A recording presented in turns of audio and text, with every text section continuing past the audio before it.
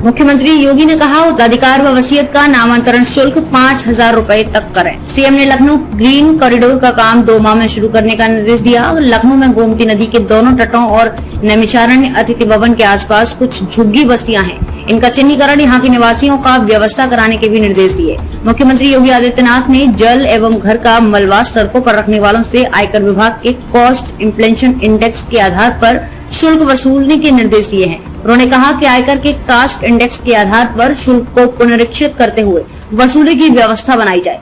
इसी प्रकार उत्तराधिकार या वसीयत से संबंधित नामांतरण शुल्क की अधिकतम सीमा 5,000 रुपए तक करने के भी निर्देश दिए।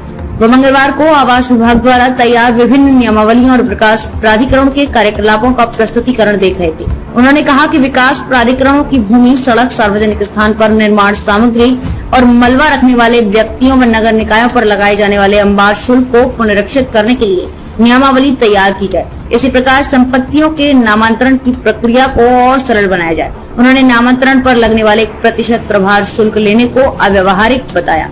कहा कि प्रभार शुल्क कम किए जाएं। मुख्यमंत्री ने फ्री होल्ड की जाने या गिफ्ट की जाने वाली संपत्तियों के मूल्य के आधार पर ली जाने वाली म्यूटेशन फीस को अधिकतम 10,000 रुपए करने को कहा।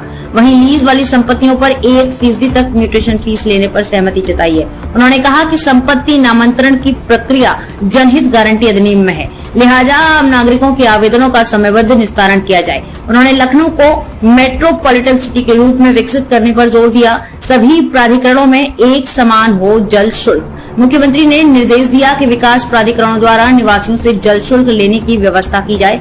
अधिकांश विकास प्राधिकरणों से जल शुल्क नहीं लिया जा रहा है। कुछ विकास प्राधिकरणों जैसे कि लखनऊ व वाराणसी अपने स्तर पर निर्धारित शुल्क पर जल शुल्क ले रहे हैं। इसके लिए जल शुल्क नियमावली बनाई जाए। जहां कोई भूमि व भूखंड विकास प्राधिकरण द्वारा विकसित योजना के बाहर हो या प्राधिकरण जलापूर्ति करने में असमर्थ हो, वहां जल शुल्क कतई न लिया जाए। 2 माह में शुरू करें लखनऊ ग्रीन कॉरिडोर का निर्माण।